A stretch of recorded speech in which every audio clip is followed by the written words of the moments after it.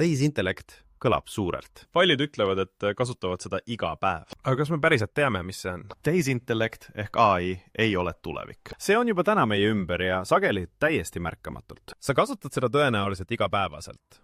Võib-olla isegi praegu. Küsimus pole kas, vaid kuidas ja kelle huvides. Tehisintellekt on tehnoloogia, mis õpib andmetest ja leiab mustreid. Ta analüüsib infot, teeb järeldusi ja pakub järgmiseid samme. Ta ei mõtle nagu inimene.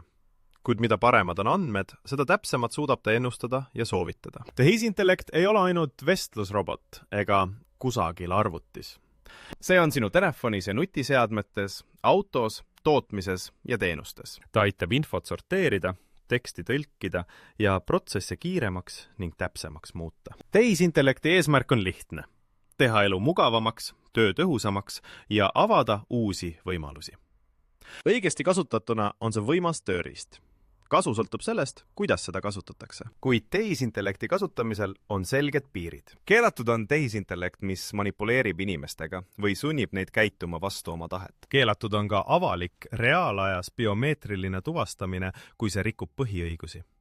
Ning sotsiaalse hindamise süsteemid, mis hakkavad inimesi hindama või järjestama nende käitumise või isikuomaduste alusel. Kui oled tehisintellekti arendaja, maaletooja või levitaja, vastutad selle eest, et turul olevad süsteemid oleksid ohutud, läbipaistvad ja vastaksid kehtivatele reeglitele. Tehisintellekt on võimas tööriist. Usaldus tekib siis, kui selle kasutamisel on selged piirid. Video valmistamisel on kasutatud tehisaru.